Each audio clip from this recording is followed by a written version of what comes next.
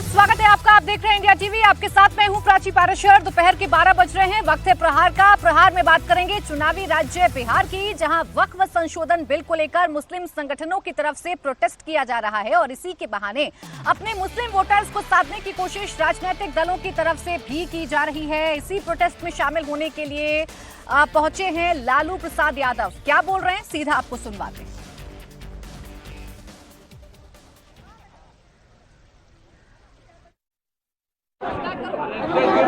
मेरे भाइयों, आप सब पुरसुकून हो जाएं, आप सब पुरसुकून हो जाएं, आप सब खामोशी से बैठे अपनी जगह पर।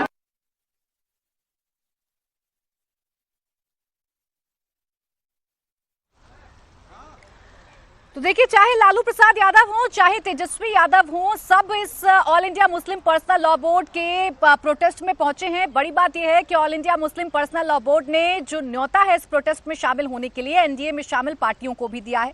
चाहे फिर नीतीश यादव हो, चाहे फिर चिराग पासवान हो, उनको भी प्रोटेस्ट में आने का न्योता दिया गया है। All India Muslim personal law board ने साफ कर दिया है कि नीतीश कुमार को अगर मुसलमानों का वोट चाहिए तो उन्हें मोदी सरकार के वक्फ संशोधन बिल का विरोध करना पड़ेगा। अगर ऐसा नहीं किया तो जिस तरह से उनकी इफ्तार पार्टी का मुस्लिम संगठनों ने विरोध किया, उसी तरह से चुनाव में भी विरोध करना होगा। इस बीच Tejashwi Yadav all India Muslim personal law board के प्रोटेस्ट में पहुंचे और उन्होंने कहा कि हम आपको मजबूत करने के लिए आए हैं। सत्ता रहे या जाए, हम इस बिल का विरोध करेंगे। मेरे पिता बीमार होने के बाद भी यहाँ आए। वक्फ संशोधन बिल गैर संवैधानिक है। गैर संवैधानिक बिल का हम विरोध करेंगे। आप लोगों की लड़ाई में हम लोग मजबूती के साथ खड़े हैं। तो तेजस्वी यादव अपने वोट बैंक को मजबूत करने के लिए न सिर्फ इस प्रोटेस्ट में पहुंचे, बल्कि ताल ठोककर ये चुनौती सरकार के सामने दे दी कि सरकार चाहे कितनी भी कोशिश कर ले, हम किसी भी सूरत हाल में इस बिल को पास नहीं होने देंगे, क्योंकि ये बिल गैर संवैधानिक है। सब लोग एकजुट हो करके और लोकतांत्रिक, संवैधानिक, गैर संवैधानिक जो बिल लाया गया है, इसके विरोध में आप सब लोगों का महाजुटान हुआ है। हम आप सबको बोल दें कि हमारी पार्टी राष्ट्रीय जनता दल, हम लोगों के नेता लालू प्रसाद यादव जी आज यहाँ बीमार अवस्था में भी आप लोगों का साथ देने यहाँ हम सब लोग आपके हाथों को मजबूत करने के लिए यहाँ पहुंचे हैं। और हम लोग किसी भी कीमत पर, चाहे सत्ता रहे या जाए, इसकी हम लोगों को परवाह नहीं है। लेकिन ये गैर संवैधानिक बिल और लोकतांत्रिक बिल का हम लोग पुरजोर सदन में भी विरोध किया था, संसद में भी विरोध किया था और विधानसभा में भी, दोनों सदनों में, चाहे विधानसभा हो या विधान परिषद हो। आज वक्फ के बिल के खिलाफ हम लोगों ने कार्य स्थगन प्रस्ताव ला करके इस पे चर्चा कराने की मांग सरकार से की, लेकिन हाउस को जो है अडजॉर्न करना पड़ा। हम लोग ये बताना चाहते हैं, आप लोगों के इस लड़ाई में हम लोग पूरे मजबूती के साथ आप सब लोगों के साथ खड़े हैं। ये तानाशाही जिस प्रकार से सरकार चला रही है, देश को तोड़ने का काम कर रही है, लोकतंत्र को खत्म करने का प्रयास किया जा रहा है, संविधान को खत्म करने का कोशिश किया जा रहा है। हम लोग संविधान के मानने वाले लोग हैं, गंगा जमुनी तहजीब को मानने वाले लोग हैं और किसी भी कीमत पर हम लोगों का प्रयास है कि ये बिल पास ना हो। चाहे जेपीसी की टीम बिहार आई हो, हमारे पार्टी के लोगों ने मजबूती ढंग से जेपीसी में बात को रखने का काम किया, इस बिल को जो है विरोध करने का काम किया। हम चाहेंगे कि जो लोग आज सत्ता में हैं उन लोगों को एहसास करना पड़ेगा कि भाई संविधान के खिलाफ अगर कोई बिल आए तो उसके खिलाफ सब लोगों को खड़ा होना होगा।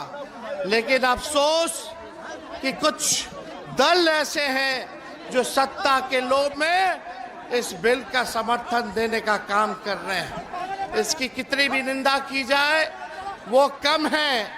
और आप सब लोगों को ज्यादा समय ना लेते हुए हम लोग आपके साथ हमेशा खड़े हैं इस लड़ाई में। आप लोग अगर एक कदम चलिएगा तो हम लोग 4 कदम चलने का काम करेंगे।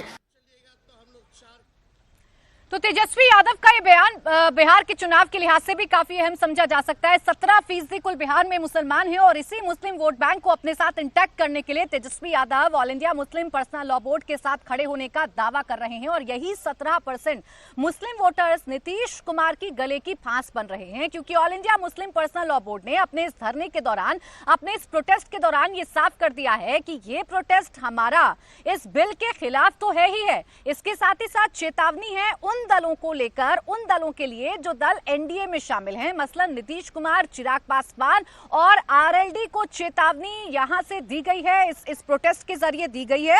नायडू की टीडीपी और जयंत चौधरी की आरएलडी को भी चेतावनी एआई मतलब all India Muslim personal law board की तरफ से दी जा रही है। उन्हें यह संदेश देने की कोशिश है कि वो विवादित बिल से अपना समर्थन वापस लें, नहीं तो मुसलमान उनसे मुंह मोड़ लेगा। के लिए वक्फ किया है।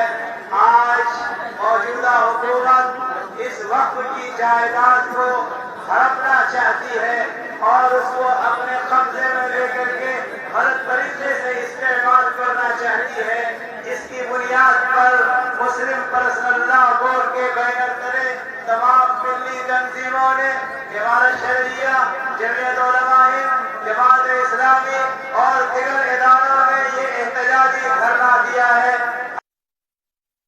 पर आप देखिए काफ़ी संख्या में जो है वो मुस्लिम समाज के लोग पहुंचे हुए हैं और अलग अलग ज़िलों से लोग आए हैं। यहाँ अंदर की तस्वीर आप देखिए कि यहाँ मंच के ठीक सामने की तस्वीर है ये, और इस पूरे हिस्से में पीछे तक जहाँ तक आपकी नज़र जाएगी अलग अलग संगठनों से जुड़े लोग हों वो यहाँ पर पहुँचे हुए हैं। हर किसी के हाथ में पोस्टर है, बैनर है, झंडा है। और इमारत शरिया जो कि बिहार, उड़ीसा और झारखंड का एक प्रमुख मुस्लिम धार्मिक संगठन है, उसकी इसमें काफ़ी अहम भूमिका है।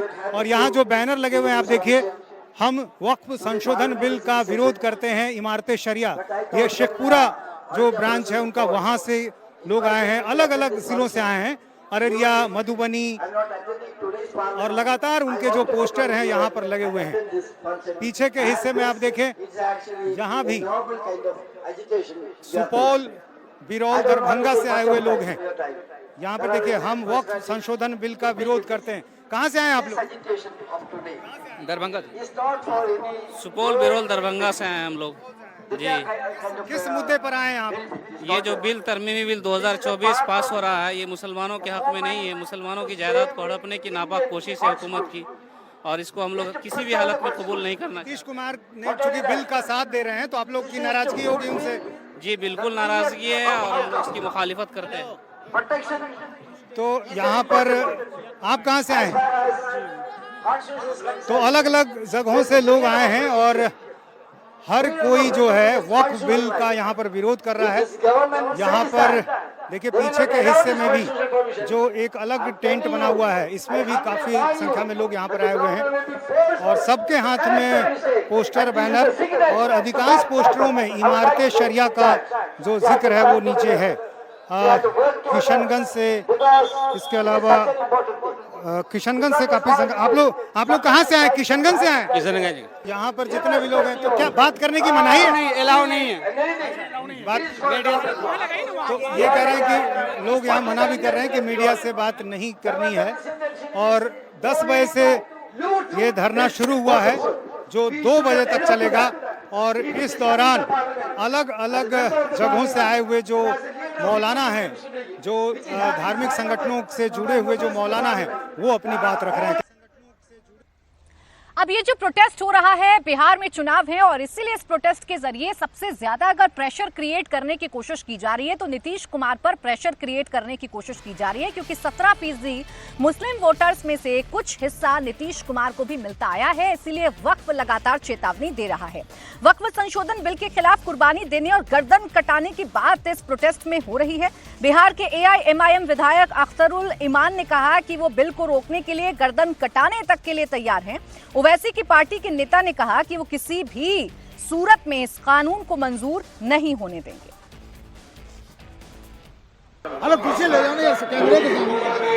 मुसलमानों को निशाना बनाने के लिए एक तरफ NRC CAA का मामला लेके आया, तलाक बिल के जरिए से हमारी शरीयत पर हमला किया है। अब ये वक्फ का काला बिल सिर्फ हमारे जायदाद पर कब्जा करने का नहीं, बल्कि हिंदुस्तान में खाना जंगी पैदा करने की नापाक कोशिश की है।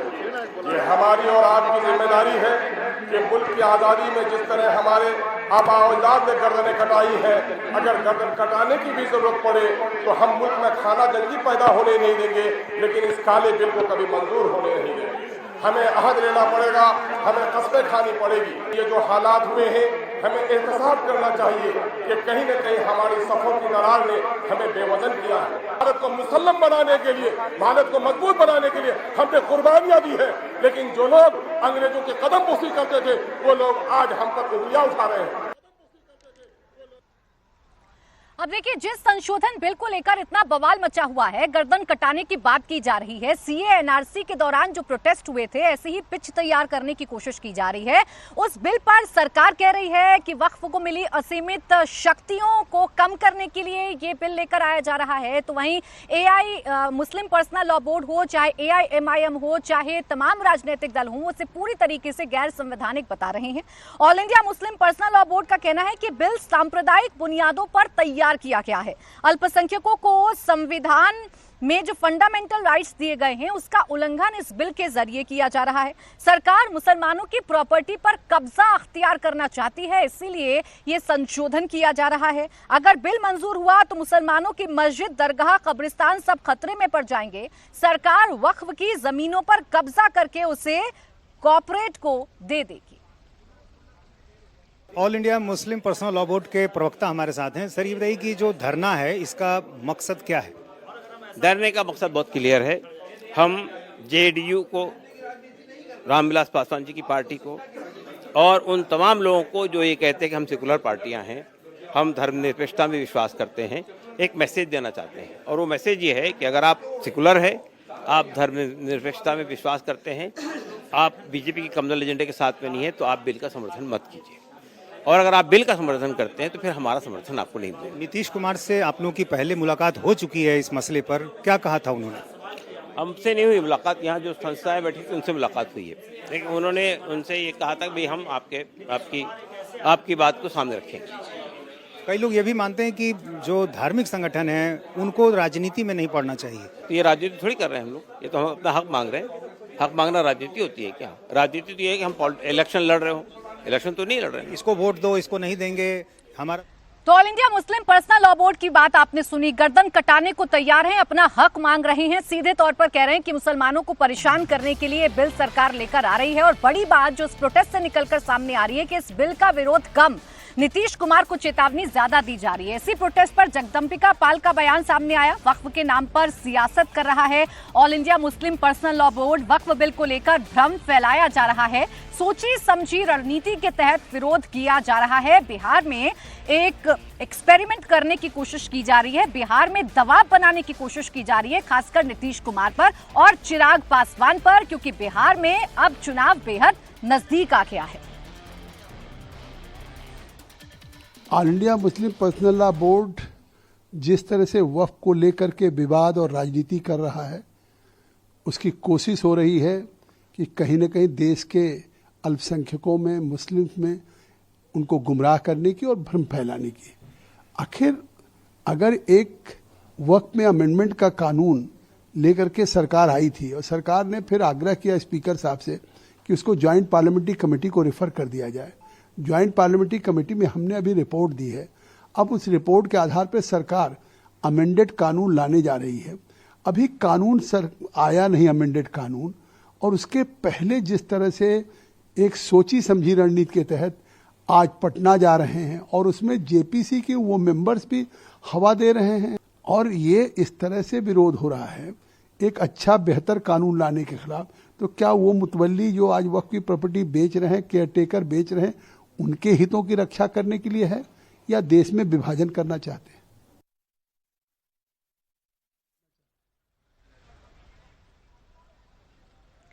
तो देखिए, आपने सुना जेपीसी के चेयरमैन हैं जगदम्बिका पाल, जिसमें तमाम जो संशोधन है या तमाम जो सुझाव हैं उन्हें रखा गया। हालांकि विपक्ष ने आरोप लगाया कि विपक्ष के सुझावों को इसमें इंक्लूड नहीं किया गया, ये मात्र ड्रामेबाजी करने के लिए जेपीसी बनाई गई थी। अब इसी पर उत्तर प्रदेश के मुख्यमंत्री योगी आदित्यनाथ का भी बयान सामने आया है, आपको सुनवाते उन्होंने क्या कहा। वक्फ के नाम पर आखिर कितना जमीन कब्जा करोगे? दूसरा, वक्फ के नाम पर एक भी कोई इन्होंने वेलफेयर का काम किया हो, एक भी नहीं आप गिना सकते। देखिए, वक्फ के नाम पे जो भी आता है उसने उस प्रॉपर्टी को अपने व्यक्तिगत स्वार्थ के लिए दुरुपयोग किया है, बेचा है, औने पौने दाम पे बेचा है। आपको एक पावर किसने दे दी है कि आप किसी भी प्रॉपर्टी को कब्जा कर लेंगे, आप किसी भी स्थल को कब्जा कर लेंगे, किसी भी सार्वजनिक भूमि पे कब्जा कर लेंगे? तो ये नहीं हो सकता है। ये वक्फ संशोधन अधिनियम जेपीसी ने जो अपनी सिफारिश की है, ये आज की आवश्यकता है और इसको समयबद्ध तरीके से आगे बढ़ना चाहिए, और मुझे लगता है देश के हित में भी होगा, मुसलमानों